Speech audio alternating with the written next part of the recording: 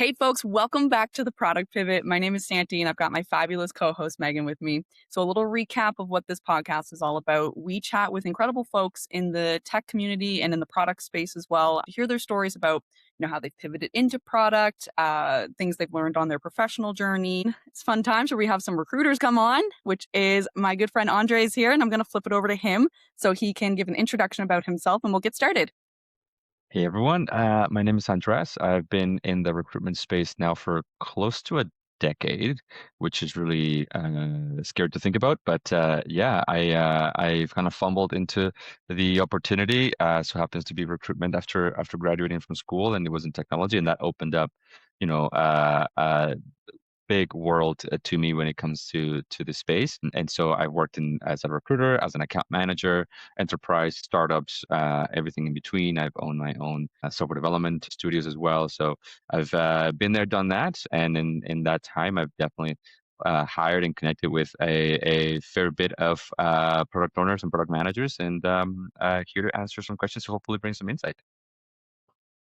We're so excited to have you. I know Santi knows I was really looking forward to this episode because I connect with a lot of people in roles that are outside of tech or looking to like kind of explore some of that. I know she said that you've been kind of like dipping your toes in that. But before we get too far into that rabbit hole, can you share a little bit about what types of roles that you typically recruit for? Sure. I recently just moved into an in-house recruitment position, so that's very different than what you would see in an agency side. As a on the agency side, I really did specialize in technology, but that means a lot of things. So that there you have your functional roles, and that could be your business analyst, product managers, product owners as well, PMs, that sort of spectrum of roles, project coordinators as well. But then you also have the hardcore technology sort of focused positions, developers, testers, architects, and everything really in between in both infrastructure and on the software side. Now that I'm an in-house recruiter, the focus is still very much across the spectrum, but it's heavily focused on data and AI skill sets in particular, or experiences. And so that's been a nice shift that also helps me sort of stay in the forefront of how some of these technologies have been implemented and how people are incorporating it into their experience. It's crazy. How do you and this is more of a personal question, and we didn't even like really put this as like a something to prepare for, so it's totally fine if this is like off the beaten path. But how do you stay like up to like a standard of like the latest technology to know what you're looking for when you're Yeah. trying to look to hire for those positions? I don't know if that's like wording it in a way that makes sense, but like you're staying up to date with the latest tech or the terminology, if that Yeah, makes yeah. sense.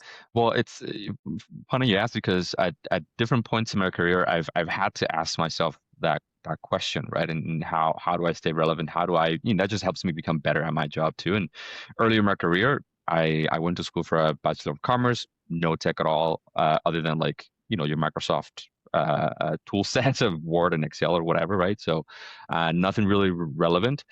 So at first, what really helped me is the fact that as a recruiter, you do talk to lots of people. And when you're trying to screen people, at least early on, I learned that the easiest way for me to screen people and also learn at the same time is just by asking more and more questions. So if I was looking for a certain skill set, I would just ask, hey, and I would be honest, I'm not technical.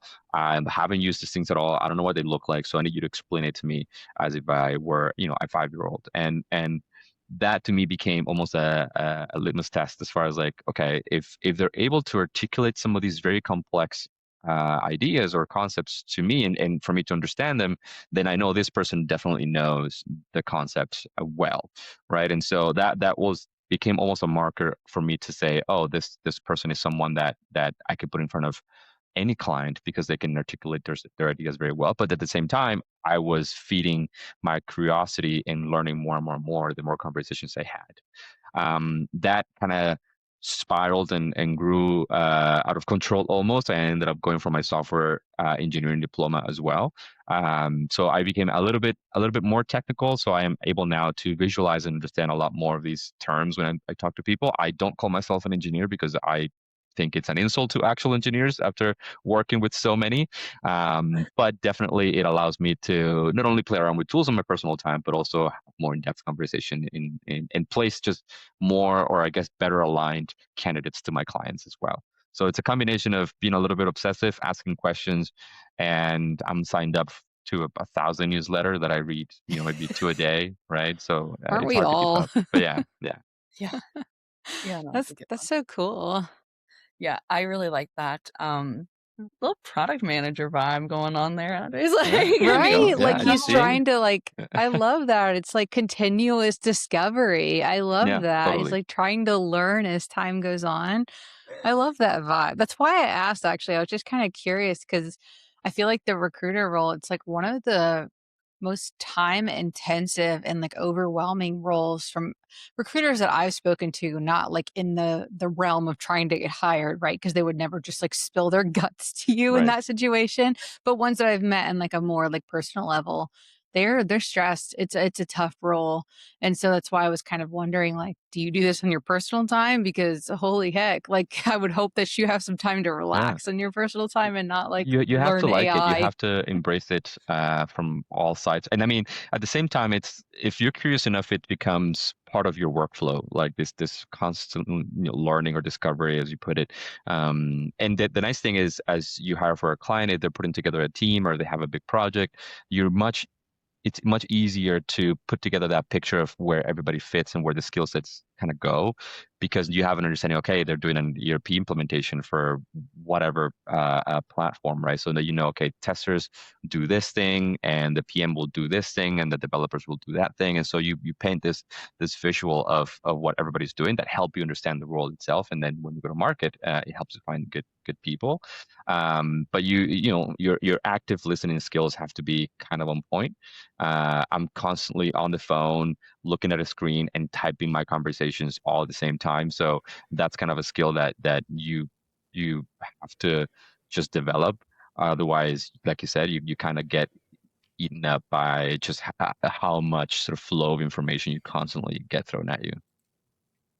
100%. Yeah, and I feel like product managers have to develop that skill too when they're doing like interviews and stuff. Like, yeah, we have like AI recording tools and Yeah. note takers and stuff, but there's some cases where you can't record, might be confidentiality reasons, could be things like that. So I think that that's a good skill to develop, especially in your role and for some other roles as well. It's a good point. So speaking of, what stands out and like things and skills and all that jazz that we like to talk about, I am curious though, what stands out to you in particular about a candidate when you're recruiting for those product roles that you often recruit for? Yeah, product roles are interesting because it does require. I do think people should take this seriously as far as your communication skills and the ability to articulate the projects and how you've developed that project are as important as the actual skill set of executing that project. And so what I mean by that is when I'm recruiting in this space or an interviewing product owners, it's I'm trying to find a few different things and signals that help me determine whether this person is ready for that client or not. Keep in mind that as an agency recruiter, usually clients will come to us either to find highly specialized talent, right? So they want a very specific thing or a very specific project or challenge they're trying to address and this person to solve. Or on the in-house side, if it's a permanent hire, then you're looking for that culture fit. And if it's a consulting firm like where I'm at now, then there's different degrees of communication and understanding of the model that you also are looking for. So there's different things, but on the candidate side, some of the things that would definitely trigger and say to me, hey, this person is a good candidate and is prepared and is ready to go to market and is sort of on their toes is not just a portfolio. A portfolio is great and it shows a variety of experience if you have multiple projects to sort of showcase. But I find that in the last couple of years, there's been a lot of focus on the aesthetics of some of these documents or presentations. And so it's really elaborate, really, great portfolios. And, there's a variety of tools that can help you build those, but then you lose a little bit on the ability for yourself to walk through those initiatives, those projects in detail. And so some of the things that you want to make sure that you're able to do is articulate, okay, what what is the challenge that you were looking to solve clearly, and how did that impact the business? You need to understand, whatever it is that you were doing, how did that enable the business to grow, or opened up revenue, or maybe was alleviating operational challenges. Whatever it was, you need to be crystal clear about what was solving, and whether or not you got to that objective or not, right? And then the layer sort of under that is understanding the different frameworks, tools, your team, if you're working with a team, and what everybody's doing, because that also tells me that you know exactly what you were responsible to do, right? And so it goes a little bit deeper than just saying, hey, we built this app for X company, and it's e-commerce, so people could just buy the product online. Okay, great. But if you really want to sell your experience, and you as a candidate, you want to make sure that you articulate all those different layers in detail. And I don't mean putting lengthy Word documents to send to people. It's more so, hey, can you in a couple sentences describe the project, and then in a couple more describe what your involvement was, and a couple more describe the impact of the challenges you faced. you know 6 out of 10 times, candidates are making too many assumptions and thinking that the other side understands exactly what you're thinking and sort of what they went through. And I feel like it connects really well as you discover, your whatever research you're doing for your product. You also have to leave some of those biases aside and make sure that you're looking at those details carefully. And the same thing goes when you're articulating this project to a recruiter or to a hiring manager, right? Forget about the assumptions, just go into detail. You don't have to be lengthy, but find that balance that allows you to showcase your level of involvement and impact into the business, while also demonstrating some of that depth that you might have, a bunch of different projects to talk about, right? So I hope that does that make sense? Absolutely, absolutely. I think it touches on multiple kind of key skills and like one of the big ones, right? With any product person, any candidate, arguably, I would say, is that storytelling Yeah. piece, right? Being really good at the storytelling. We have to be good at storytelling in our role as a product person. We have to, when you're going to interview, you need to do the same thing. You got to storytell. And I think it's a good call out that you made of taking away the assumption that like people are going to understand what you're talking about because unless you're like interviewing for a competitor or like someone that's like closely in the same space that you're in, a lot of the times they really aren't gonna they'll be able to piece most of it together, but like there's still gonna be nuance or context that is impactful, but they probably won't know is as impactful as it is without that person like actually Yeah. describing it. Well, and So and I I think another thing to add to that is I think product owners more often than not also have to work in a lot of ambiguity, right? There's yeah, usually an idea that your client or whatever organization wants to do, or they have a challenge that but they're not quite sure how to sort of solve it. And so that research, I'm sure there are cases where you're developing a solution or a product, and you have to make your own assumptions. So you have to make some bets in certain things that or decisions that you have to just move forward. And so again, bringing those forward and saying, hey, there was this gap. We looked into it. We did the research. Here's what we found. Here's some of the assumptions we made and why, and sort of the impact they had. So again, that just shows that you really were involved in the project completely.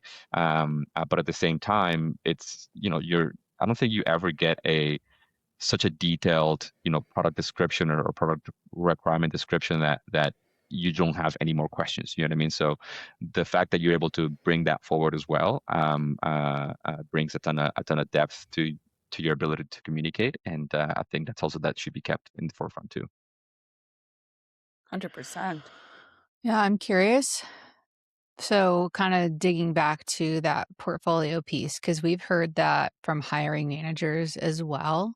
Are you talking to candidates in the screening process about those portfolio pieces, or is that a candidate skill you want to see later in the process when they're talking to hiring managers? That's a good question. I think both, and what I mean by that is at the stage of when you're interviewing with a recruiter, um, we're doing our own discovery as well. So from my side, I rely a ton on, for example, LinkedIn. So I always tell people, make sure that your LinkedIn is super polished, that any projects is on your feature section, that your project descriptions or your role descriptions are well articulated and updated, because my first point of contact is typically through LinkedIn. And so if I'm able to capture a good idea of some of the projects, not only I'm able to find you faster, but two, I'm able to find what are some of the relevant things that you have in your experience to what I'm looking for. If you leave it too vague, then it's almost too easy to miss if you're not have that relevant experience. Whereas if I find the person that has, project 1, 2, and 3, and I'm looking for someone that has done some healthcare and they mention that in the description, like the search algorithm for LinkedIn will bring it up and you'll definitely be in our results. So I think that it's also it's almost like your mini portfolio that you have to keep sort of an eye out on top of your more formal one. Often people will send that to me at that stage when I'm talking to them, and usually it's through like a video or a phone call, and I'll review it for sure. And then if I do have that in hand, I will go into details. So you did this at X financial institution, walk me through that project. What I tend to do as a recruiter, and this is just me, but I don't ask, like it shouldn't be hard for me to pull some of that information for you. You know what I mean? Like I'll ask very high level questions, sort of open-ended questions. And in your answer, I'm looking for those signals that tell me, okay, this person is using the tech stack that I'm looking for, this person. But I want to hear from you, right? I don't want to lead the witness as a recruiter, especially on the agency side, because our job is to find the best candidate for that client, right? And similar in house, I want people that can easily describe what we're looking for, and without me telling you exactly what I need, you're bringing those forward just yourself in that conversation, right? So I always tell people, just this is your opportunity to gloat and show off and demonstrate that you know what you're talking about, and you should do so as often as you can when you're talking to a recruiter. Hey everyone, it's Sandy popping in real quick to talk about Prodfolio. As we know, storytelling is a massive part of product management, but sometimes we struggle to tell our own. Meg and I are no exception, and after having many conversations with other product people, we noticed a trend. Lots of other PMs struggle to tell their story too. So, like this podcast, Meg and I set off to help close this gap we were seeing, which is where Prodfolio comes in. Prodfolio is a portfolio building tool that helps product managers tell their story in a way that hiring managers are actually interested in seeing, all in a fraction of the time as other methods.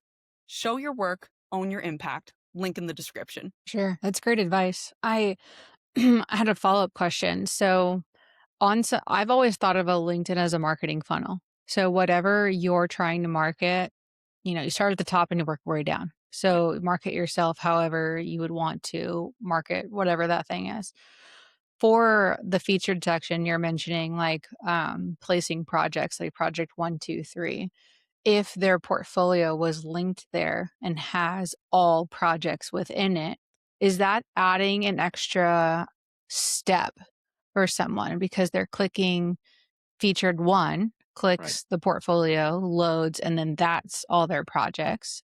Would you prefer project 1, 2, 3 versus clicking the portfolio, then having to click into each project? What's Yeah. easier for you? That's a good question, and I mean, yes, it might be a couple of extra clicks depending on how you have it set up.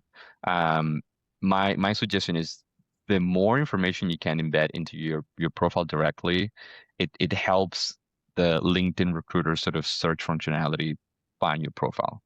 So I Okay. wouldn't think of it much so as the effort that I need to take to go through your projects. It's more about making yourself as findable as you can, because that'll open up the most amount of opportunities to you and the most visibility to recruiters. So once I'm in your profile, if your projects are there and at a quick glance, I can sort of see where you've been and what you've been doing. That's great. But I think also as part of the space as product owners, product managers, and even designers too, I know that I'll probably find a link somewhere to a website or to a portfolio or something. And that's, I think, is almost a given to me that I'll click and I'll go through it. As a recruiter, I'm not reading it at all in detail. I'm skimming through and I'm looking for those tidbits of information that make sense to me to engage in a conversation. But your goal should just to be as findable as you can for the space that you want, right? If you make it too generic, then you're going to get pinged for a bunch of different stuff. But if you know exactly sort of the space that you want to be in, you just want to make sure that information is there so that people can find you a little bit easier. And do you have any tips for someone trying to do that? Like keyword matching, any prompts, anything like that they could put into AI to maybe try to do that? Because I know that LinkedIn in the past had a really great way to do that, but I feel like they've kind of taken some of those features away. Yeah. So for LinkedIn Recruiter, recruiters like myself have a couple different ways to use the platform to find people. So there's your Boolean searches, which have been around for a long time in the platform. I use that tons because it allows me to combine different terms and your and ors and that sort of thing. Now they've implemented an AI tool with using natural language. You can describe sort of what you're looking for, and it'll do a pretty decent job of finding good results. The way that you can optimize that searchability from a candidate perspective, I think, is again describe your project, but not your project description should be 2 or 3 lines as far as like what the project is. But then right below that, you want to make sure that you mention, in your space, for example, UX research, how you got to your UI, any frameworks that were used, any impact again to the business, if the industry, if it's financial institutions or healthcare or whatever, and also the end result. So all of those terms will line up to a search that a recruiter will make, especially for me at least, using Boolean. Because if I look up, okay, I want a product owner that has been in healthcare, that has worked in particularly a cancer related sort of project or module implementation at that organization or in that industry, and I want them to have played around with um, uh, Gemini for whatever reason nowadays. Right now, we're thinking about more about AI, and that also has some experience on the testing side of things, right? So I'll come up with a sort of a combination of those different things and variations of the same word too, or whatever equivalent to bring maybe sort of a wide net of results, and then I'll narrow it down from there. But if you have those elements all in your profile, it should come up. And here's where people sort of might disagree, but your security settings as well. If you have them so that your profile cannot be found unless you've connected with someone, then it's just not going to be found, right? And so you want to open that window a little bit. I'm not saying share all of your contact information or nothing like that, but for a platform like LinkedIn, you want to make sure that your experience is very clearly articulated in that project on that profile. Yeah, that's a good point as well. That's something I don't think, like, it's so obvious when you say it, but sometimes it's not so obvious until, like, you're actually hearing it. Like, Right, right. it's like, Yeah. yeah, make sure you're findable on these Yeah. platforms. Now, Um, I'll add a caveat to that is that I've also seen profiles that on their title or whatever they'll include all kinds of different buzzwords. So nowadays you'll find AI and ML and all of the different platforms and like that list. As a recruiter, especially in the specialized space, we know that there's no way that you've recently used all of those tools at the same time. You know what I mean? Like there's only a certain amount of things that you can specialize on. And so you also want to be honest and realistic about how you want to, showcase your profile. Of course, I can say I have a ton of hobbies and different things, and I play around with a lot of different tech. I'm not going to put, football player on my title because that dream is long dead, so I don't need to bring that forward. So I just want to make sure that people understand that the broader you showcase your skills, the less of a valuable sort of value-driven resource you almost seem, just because you become this jack of all trades a little bit. And nowadays, most companies want something very specific to be sold or to be brought to their teams. That's a good point. And I did just quickly before we move on, I did wanna kinda circle back to something you said a little bit earlier. You're noticing when you're going to so as a recruiter, you're looking for product owners, product managers, designers, things like that. You mentioned that when you're looking at product managers and product owners, it's almost a given for them to have a portfolio. And I guess I'm curious about that because when Meg and I first started building out Portfolio, we had heard, and then mind you, this is also over a year ago, but at the time, there was a I don't remember the stat, Meg, you might, but I remember there was a larger chunk of product managers that didn't even know like the concept of a product port like a 80%. Yeah, okay, that's what it was. It's bigger than I Yeah. remember it being. Yeah, so a lot of them were like, "Oh, we should have a portfolio," or like they didn't really understand the concept of it. But now you're noticing in today's, market, it's almost a given to have a portfolio as a product manager or a product owner. Is that correct? Yeah. Yeah, it does differ, I do think, by the region. Like it's very different to find candidates or resources in at least we're in Canada, let's say Saskatchewan or Manitoba, very different than what you would find in Vancouver or Toronto. Those are much more competitive markets and a different ecosystem of technology as well. So that I think prompts people to differentiate their experience in different ways. I do think it should be something that all product related sort of roles have in their back pocket. And again, now with AI, there's lots of tools that can help you build a portfolio fairly quickly. But it's more about how you articulate those projects and not let that be the person interviewing, right? Like, you know what I mean? Like you wanna put something in front of your hiring manager or the recruiter that tells them a bit of a story, but you want to be in the driver's seat as far as this is my role, this is the challenges that were addressed, this were the different sort of options presented, and why we selected this amount, right? So, because I've also seen portfolios that are 100 pages long, and Ooh. I'm telling you, nobody's reading through those, especially a hiring manager that also has to balance, deliverables and a bunch of different things, plus interviews, plus things and reviewing portfolios that are lengthy. It's not going to help you, right? But definitely having something that showcases the depth of your experience is handy. And I mean, a resume can do that. It's just the level of details and insight that you can, I think, demonstrate in a portfolio is different. Yeah, agreed. I think the biggest thing that we try to communicate with portfolio is that it's standardized, like it's looks the same as far as formatting. And so if you're a hiring manager and you're reading portfolio for one candidate, it looks the same for another candidate as far as like formatting. So you're not digging for information. And Right. so if you're looking at one website for one candidate and another website for another candidate that's like made on Lovable, let's just use Lovable for an example, you don't know where you're going to find that information on each website. And so the time spent looking for it could be longer Yeah. versus on Podfolio, they're all the information's in the same spot. So it's a little bit quicker to that information if you know where to find it.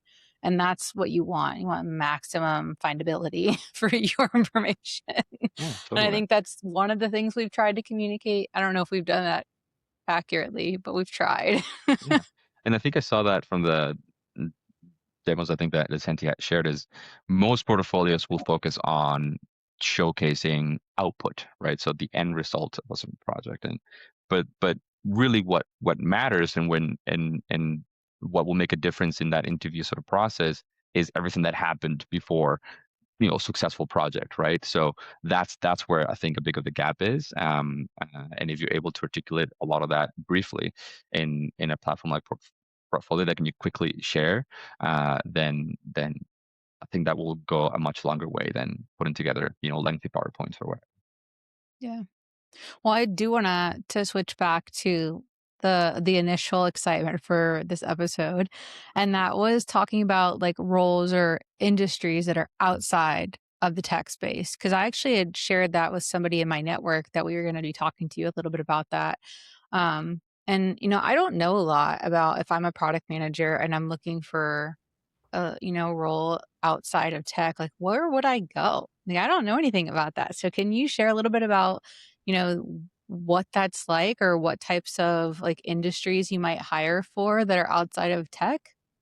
Yeah, and I mean, honestly, the real answer is all of them. So if you think of healthcare, although is heavy tech, you can find lots of opportunities in healthcare for improvement, and especially in a privatized setting like in the U.S. and different states, then there's lots of opportunities and initiatives that people are doing. And then I can think of, for example, things like manufacturing or heavy duty equipment companies as well related to oil. Like these companies inevitably you will touch on something with tech, either a system or equipment or something that relates. But there's plenty of industry outside of your Amazons and Googles that are working in building products or that need the skill set of a product owner or product manager to help them define what their service offering or whatever it is as they go to market, right? So if you're trying not to be in tech for some reason, which I think as it is a it is a challenge because that I think that is the space that demands most for it. There are other areas that skill set is very much transferable. So I would encourage you to just make sure that the language and the same thing, the way that you articulate that experience matches that space, right? So it's very different when you're describing your skill set and what you're building for a startup in tech versus your pharmacy chain in wherever you live, right? So that's what you want to be mindful of, and so that context is really important. I do think that as far as volume of opportunities, you will probably find most of that in a technology sort of related type of initiatives, and that's across the board, fintech, like I said, healthcare, government, and public sector. There's lots happening across the board. But if you wanted to stay away, is find that niche, find that area of specialization first, and then make sure that your language and your skills are being described in a way that is transferable to that space, right? If you talk to them about React and how you're using Lovable and all these things, it might not just land as effectively as you think. Do the Right. roles have the same titles? No, so they do change. Product owner can sometimes intertwingle with a delivery manager, a PM even. So I wouldn't focus a ton on titles when looking for positions. It's definitely more about what that company is looking to accomplish. Um, I think most places do follow a fairly standard sort of naming conventions for the role, but nowadays with AI, most roles are going through this process of evolution a little bit and how it's changing how these roles sort of operate and what they do. But besides product owner, I feel like UX UI designers inevitably have to wear that hat a little bit a lot of the times too. And so a lot of the clients might think they need that, but they actually need a product owner instead. And so I see that lots as a recruiter. Again, just want to make sure that your skill set um, resonates with what that client is looking for. I'm curious if you've seen like a rise in non-tech companies hiring for roles like that a product manager or a product owner could easily transfer into. It's like, is there particular industries that are like really looking for these people right now? I think it isn't a particular industry, but um, inevitably in today's age, for any business or company to be competitive and stay competitive, they do have to adopt some elements or to try to gain some efficiencies through technology. And that happens, or if they're thinking about that, then a product owner is a really good way to start implementing some new concepts into your organization to see where that's going to fit. So what workflows will need to change or what roles will need to change internally and how this new thing is going to help us get to where we want to go. So it might not be necessarily a technology focused organization, but through technology, they can definitely realize benefits and a competitive advantage that a product owner can help them define a little bit more clearly. So I think a big gap, and I keep going back to this, but I think healthcare is a big one, at least in Canada, just because there's a gap in the demand for health services and the way that these services are delivered, and product owners can bring a lot of value to some of these organizations or to some of these departments to make sure that they are directing the right services to the right place. In the public sector, more specifically as well, you have things like grant management processes, or you have things like, for example, your programs that are directing benefits to certain segments of the populations. Like think of families with family members that have disabilities. So there's a wide range of programs and services available to them. How do they get access to that? How do we make it easier, right? What percentage of the population is actually benefiting from these benefits? And what's the level of bureaucracy that they have to go through internally, right? So timing in some of these conditions might be critical. And that's where I think the product owner, although it was, I think, born from a tech environment, brings a ton of value into some of these places. And it's different than just ABA, right? A business analyst will look at your process, maybe bring some improvements. but seeing how the actual service or product is delivered, I think it's in a big way a product owner sort of realm of things. I've also heard like an interesting angle for that with nonprofits. Yeah, totally. So with nonprofits, as you think of, your grant applications or different programs you also want to be a part of, or how did you access, your target audience more efficiently with probably less resources, right? So every product owner can get really creative and brings a different perspective. But again, you have to go a little bit deeper than just saying, hey, I can create a new module for you. It's more about, hey, I can bring you closer to your target population or your target audience much faster and more efficiently, or make sure that we're presenting, the product in a way that resonates a little bit better to whether it is increase adoption, increase signups, increase sales, like whatever it is. That's, I think, the way they should be positioning themselves. That's cool. Yeah. Yeah, that is really cool. And do you have any, like, if people wanna find more of these jobs, like, do you recommend they go anywheres in particular, or is it like, like for us, we're in Canada, so, is it the Canadian, Right. government site? Is it like where could maybe folks find more of these jobs, if there is any difference than like LinkedIn, Indeed, what have you?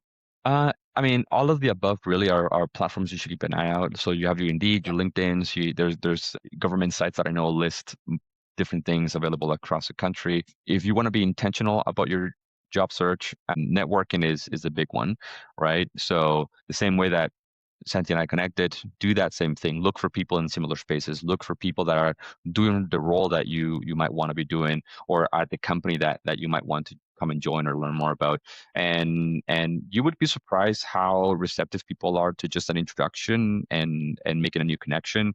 That's the whole point of networking. It doesn't need to be something that you need or that you can offer today, right now. It comes down the line, but just opening that bridge, I think, brings a lot of benefit. It allows you to learn about other places or about how other people are actually playing the role of a product owner and how that might differ from what you're doing, right?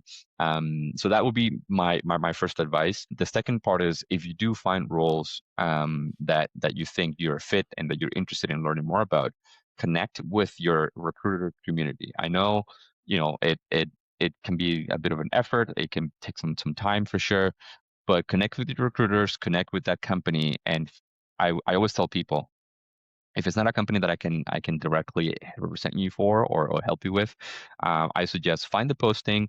Usually there is somebody attached to that posting, either a recruiter or a hiring manager or something.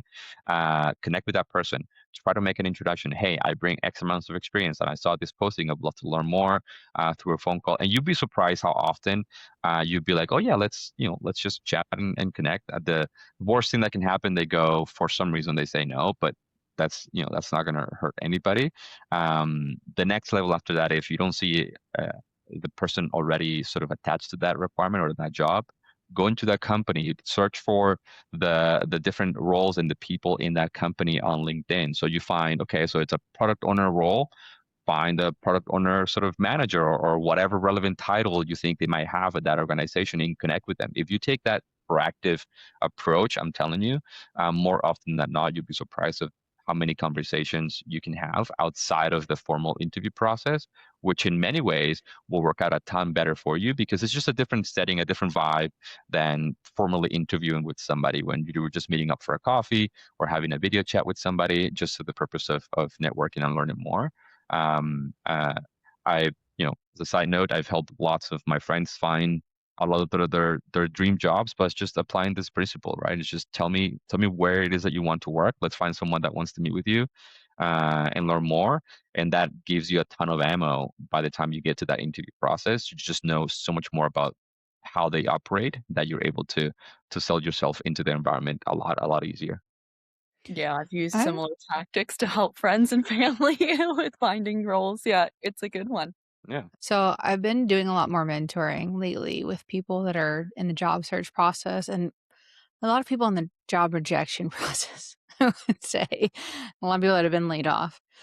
And there's like a very common theme that I've noticed, in that it's a lot of them have this like feeling of rejection that is across the board, regardless of what they're doing in the job search process. Mm. And someone that I met with more recently, I noticed this that everything they're doing feels like a personal attack.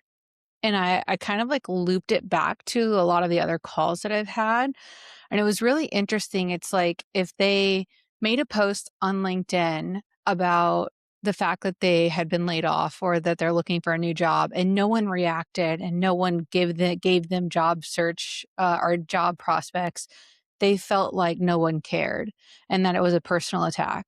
Or if they reached out to a recruiter and the recruiter didn't reply, they felt like it was a personal attack. And so it's like these buildup of rejections on them. And I kind of was like blunt and I was like they don't owe you anything. People like they don't owe you anything and you have to do these things with no expectation of return. Right. And that if something does happen for you, it's a good thing. It's a positive thing because if that recruiter emails you back, then it might lead to something. Or if someone sends you a relevant job, it might lead to something. But the feeling of the personal attack constantly like building up in your brain is only doing bad things for you. And I wonder like how many job seekers are doing this constantly, just feeling like rejected Yeah. when none of these things are personal attacks. And I'm wondering like have you all seen this before? Oh, I mean, from my seat, all the time, right? Every other time that I jump on the phone or a meeting with a consultant or a candidate, I like to ask, hey, what's your experience with recruiters, right? Have you worked with them in the past? For a couple of reasons. One, I like to get a sense for where we're starting this relationship, right? If you've had a bad experience in the past, which I know it happens, unfortunately, I just probe a little bit more and say, hey, so what happened? Oh, they didn't respond. Oh, okay, well, that's too bad. I know it's a bit of a stigma in the industry. It just goes and it speaks to the volume and the load that a lot of recruiters sort of have to manage, and the pressure of client deliverables, right? Your client wants X profile by Monday, and you tend to then not waste time with absolutely anything other than finding, X person. So to your point, it's nothing personal, but it happens. And so I like asking those questions just to get a better idea. What I would usually tell people is like same thing is nothing personal. Don't take it that way. Now, in the opportunities that you do get to engage with people, ask for feedback. If you do interviewed or if you did talk to a recruiter and for whatever reason nothing worked out, definitely get some feedback. There's usually something in there that maybe you just didn't think about, or it could be nothing about you. A lot of the times is that job, the client decided to close it. They just simply scrap the role entirely, or the project, or if it's a consulting firm, they lost the project or the project ended. So there's different things that could impact whether or not that position goes forward. But when it becomes valuable is when the recruiter is able to say, actually, we're looking for someone that has certain communication skills that we just didn't see in our conversation. So that's nothing to say that you're not good for the job. Is just that perhaps you maybe some people get a little too excited and extend themselves a little too long, and so maybe that triggers in my mind, well, this type of personality is not going to fit at this environment because they're more of a heads down, sort of do the job kind of environment. And so there's different layers of things that can help, while at the same time, if, like I said before, if in my conversation it was pulling teeth for you to give me information about how you do your job and whether and for me to evaluate how good you are at that job, then that's another flag, right? So you want to make sure that you find that balance in how you present yourself, how you articulate experience, and it goes back to the same principle. At the same time, I like to remind people is in today's age, you are very much competing in a global economy. At the very least in Canada, you're competing with absolutely everybody in Canada. There is lots of people in Ontario that will be open to moving to Alberta for a job, lots that will go the other way, lots that will go to Vancouver. So if you think that you're not getting the opportunity just because it's a personal thing, I suggest it's just like try to find what the competitive advantage is. Like, what's your differentiator, right? If you're a developer and you're just a really good React developer and know a little bit of deployment, but there's nothing more beyond there now in today's age. It's too easy to find similar profiles, right? So in that conversation, you want to bring that forward and call it out and just say, hey, I do this thing that I know it's let's say more traditional, but I'm starting to incorporate AI into my workflow, doing this, doing that. I built agents, or maybe I'm a full stack, so I dabble in a wide variety of different things, and here's my GitHub that show for it. But I think you have to be really aware of the competition out there, and there's some really really talented people out there that are also being aggressive in their job search, right? So just don't slow down. Just constantly sort of reflect on how are you trying to find that next role or that next project, because I'm sure there's things that you can fine tune here and there that will get you a little bit closer. That's very helpful, I feel like. If we're talking about the product role specifically, like, what can a candidate do right now to stand out? Because we hear a lot of different things. I feel like there's one side that says, don't dabble in code, don't prototype, don't do these things, stand your ground, be the business product manager. And then there's that other side that, like, the best way to stand out is to build the product, right? So, what is it from a recruiter side that you're hearing from people that are hiring for product managers and product owners? Uh, So both things, the way I think the role is evolving, and you're right. Historically, we would see more sort of, let's say, business aligned product owners, and then you have your more sort of tech aligned product owners. I think the way that where we're going is a combination of those two. So you need to be as aware and as knowledgeable of the business side, like we we're saying, the business impact and all that, and the technology as well. Where I think the role will become really valuable is the fact that you can, with today's tools and what you have available, you can build a prototype, you can do the research, and you can sort of demonstrate an MVP per se to a client pretty quickly and with little resources. So I think where the industry is going is finding people that can not only think strategically, but that can also execute and iterate quickly themselves without having to rely a ton on a technical team. The reality is the market is people want faster, better, cheaper things.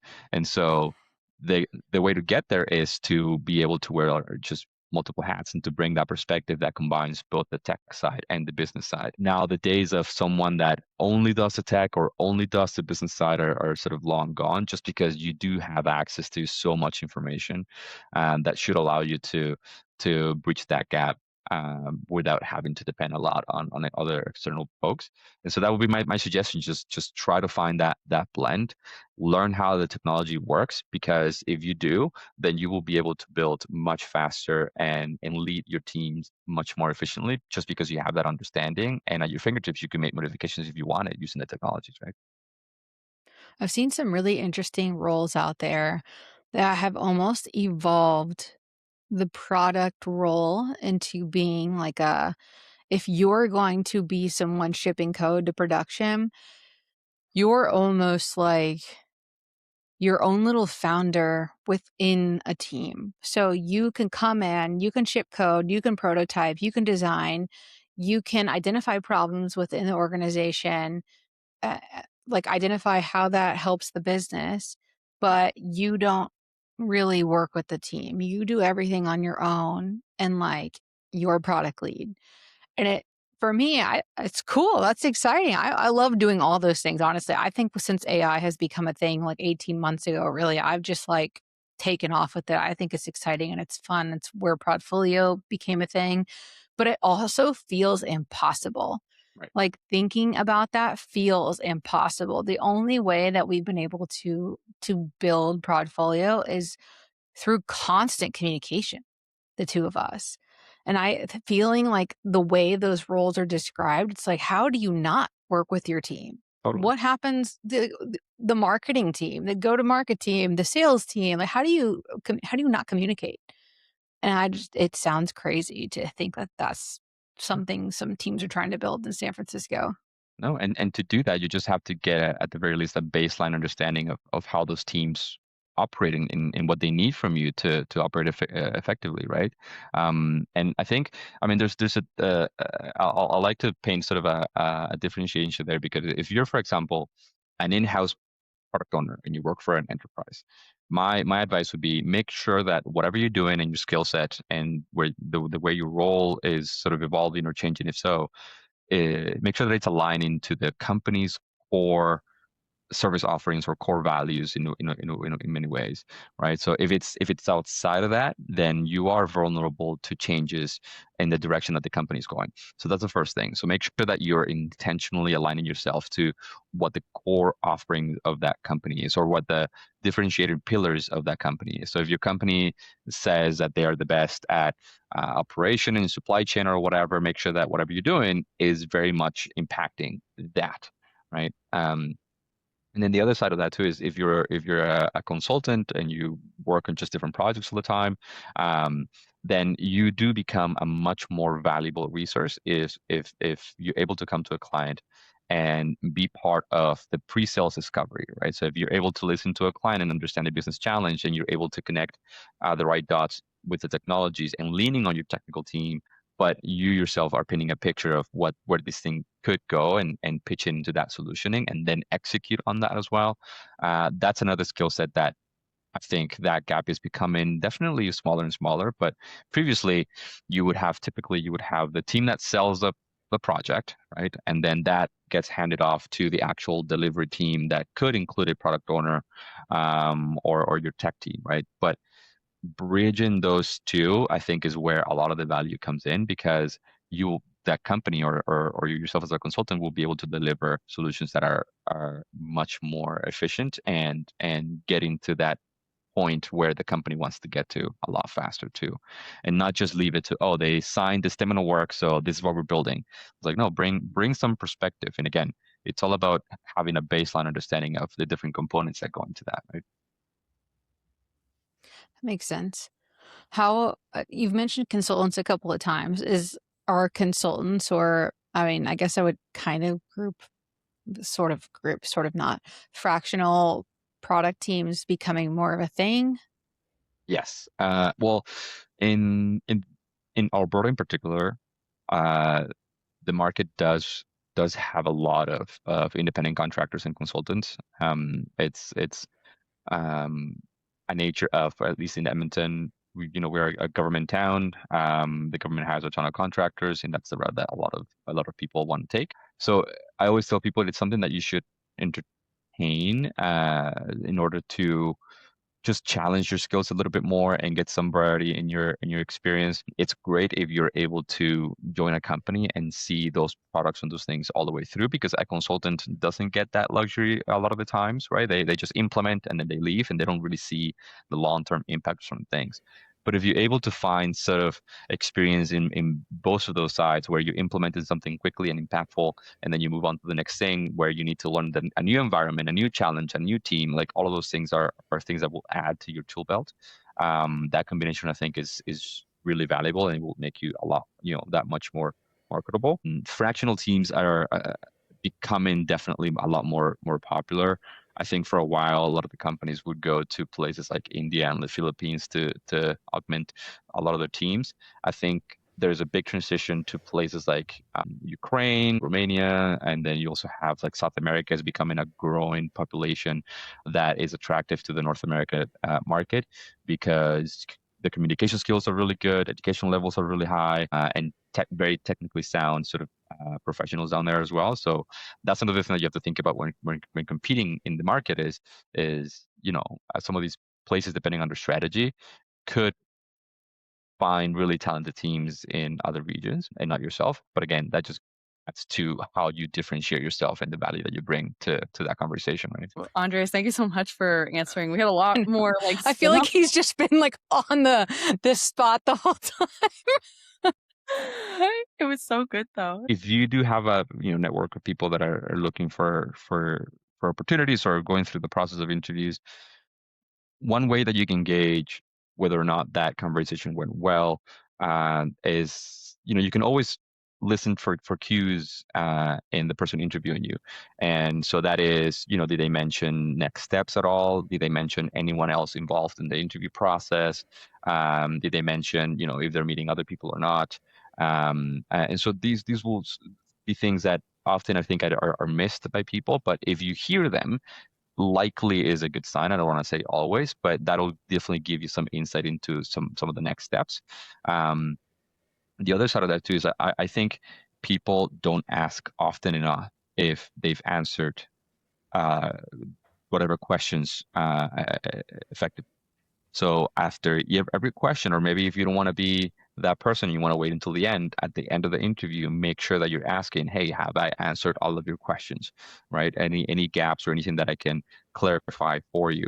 Again, you'll be surprised how often people go, actually, this thing here, I wasn't too clear. Can you go back to that a little bit? Sure, right? And then at the end, I think too, just to make sure that you know kind of where you stand in that process, ask, hey, based on the job description, I feel really good about what I bring to the table, but I'm curious, do you think I have the right skill for what you're looking for? And put it on the interviewer side. You don't you want to make sure that you phrase it in a respectful way and everything, and it's not so much about putting the person on the spot, but it's about being honest and realistic about where we stand. And again, if the answer is actually, I think you might have some challenges in some of these areas. Either you expand on it, or now you know that there is a gap in your experience that you might want to either try to sort of bridge and gain some experience on, or that's your opportunity to clarify it, right? In the best scenario, that person will say, actually, I kind of love your profile and you're a perfect fit. So now you know that at the very least you'll move on to the next few steps. So I feel like this is just things that people miss sometimes. How often are you seeing candidates not follow up? All the time. All the time. I feel like that's just like Um, a basic thing. Yeah. It's, sending something as simple as a thank you note, even if it's through a recruiter. I've had people send me, hey, can you please direct this to the hiring managers? And that does go a long way. It showcases that you're really interested, that you're actively thinking about this opportunity, that you had some takeaways from the conversation. And I think that's a really good way to differentiate yourself from the rest of the people that might be interviewing, but very often it just doesn't happen that way. I get it. And the other thing too is if you're applying blindly to a bunch of different positions and you get called for an interview, do spend the time in going back and really understanding the company and understand who you're meeting with, understand the role.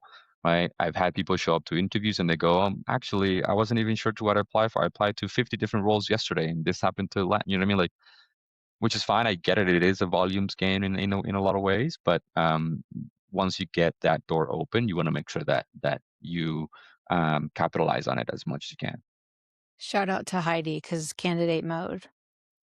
That's right. You That's want to be right. in candidate mode. Okay, I'm sorry. I have one more question. I was just How about to often do say, you get ghosted? Me, all the time too. Probably half the time, as it's I'll message. I have so hundreds and hundreds of messages that I've sent over LinkedIn that people, I guess, never checked or never responded to. Um, and have the habit, even if, let's say, I message somebody and they go, hey, I'm not interested, then great, I'll still connect with you.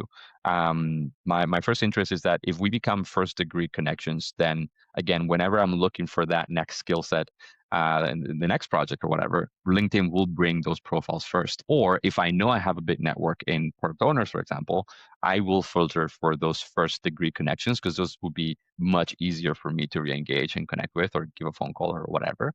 If you're talking to hiring managers or recruiters, at the very least, make sure that you're connecting with them, understanding what the network looks like, and just say, "Hey, I'm not interested for whatever reason," and that works. That goes also both ways to recruiters that will not follow with candidates.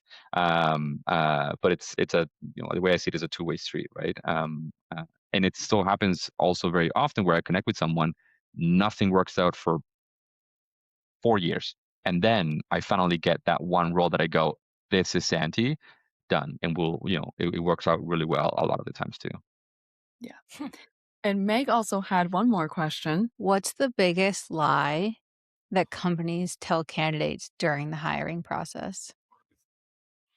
That's a good question. I think I think the generic vague also answer is just, oh, we went in a different direction. Um, uh, Often that just means another candidate was selected, and or maybe they say, oh, we found someone that just has a little bit more experience. And again, I would see those cases as opportunities to just get some feedback. Hey, I would love to hear how, our conversation went, and your thoughts on my ability to sell my experience or to describe my experience as I move forward in the process. You'd be surprised how receptive people are to some of those questions when there's no weird intentions or anything like that. It's more of like legitimately trying to help, and people do want to help each other, I find, most of the time. Um, but yeah, if you get oh, we went in a different direction, it's just they found a candidate that looks better. Quick tip: wait a little bit and then find whomever changed their title most recently to that role. And now you know what their profile looks like, and maybe what some of the differences were in their experience that you should be just beef up on. That's a good idea.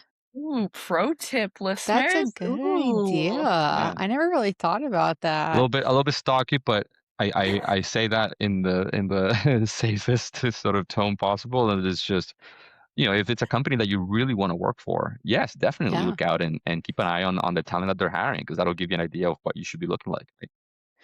Do you get a lot of people that are like really interested in a company, or is it a lot of people that are more just interested in looking for a job that's like more specific for like a certain type of role? I think it depends on where people are in whatever stage in their career.